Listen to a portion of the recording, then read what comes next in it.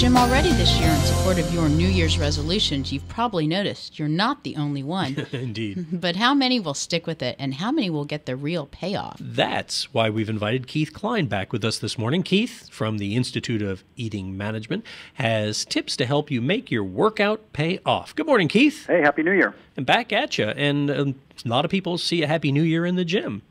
Yeah, I think this is the busiest time of the year for gyms. You notice every January it gets really busy, and by March it's pretty well slow again. So why is it so many wind up quitting, Keith?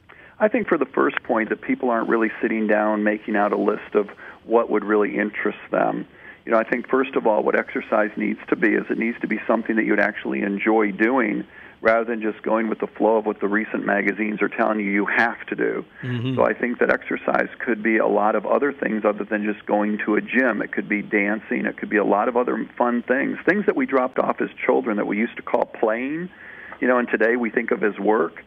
Sometimes maybe as adults we have to just think about getting back to playing more and being more active as a form of exercise as opposed to just having to go do a form of exercise that we might not enjoy. Maybe we shouldn't call it working out then. Right. Playing out. I'm thinking. Playing out. Mm-hmm. Recess. That's what we should call it. Remember, recess was nothing but one long workout. Yep, just like recess. So what is let's say one or two big mistakes that people make when they try to put together a workout plan? Well, I think first of all, they go at it too hard. They remember the glory years when that they were, lifting more, running more, whatever. Years ago, I had Carl Lewis on a radio show, and I asked him, and I was in my mid-40s, I said, listen, Carl, I'm in my mid-40s. I'd like to take up running. I'm not a runner. How do I do it? And his response to that was very slowly. Mm-hmm. The muscles are much different than the tendons, joints, and ligaments, and our tendon, joints, and ligaments really respond slower to exercise than the muscles do. So muscles get really strong very quick, which sends the message to the brain that you can do more. So how many people haven't run for years and go out and run 1 mile and say, well, that was easy, I'll run 2 tomorrow. And that's where they end up with shin splints and joint problems and tendon ligament tendinitis. And so one thing is I think people need to realize it's okay to come back into an exercise program, but do it slower.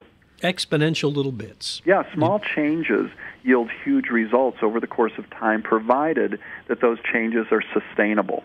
Mm-hmm. And so what sustainable things do you find will generate that results effectively? Well, first of all, if somebody's been doing nothing, 3 days a week of 30 minutes of cardio, power walking is a great way to start. It burns a lot of calories, gets your joints, tendons, ligaments built up, and more importantly, you don't have to pay a gym fee to do it.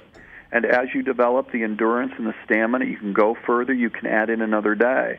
And so I think that just simply starting out slow and not thinking that it has to be an everyday experience is going to fit into your schedule a lot easier and make it more pleasant, and therefore you'd be more likely to go do it. So you focus on cardio overweights to start?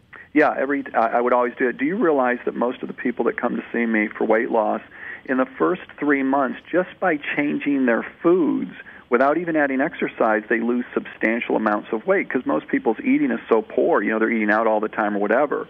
And then after the 3-month mark, then we begin adding in cardio, and it only starts at 3 times a week, 30 minutes, and they continue to get great results. So exercise shouldn't be something that causes pain and hurts you and is miserable. It should be something that you're enjoying doing. And by the way, for a lot of you, it could be bonding time with your children. I see more people who will walk their dogs than walk their children. And remember drinking water. That's critical, too.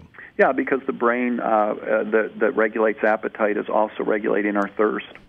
You can learn more about keeping your workout on the right path all year long. Visit Keith's website, eatingmanagement.net. Thanks for being with us, Keith. Hey, thanks for having me. Let's rock some more.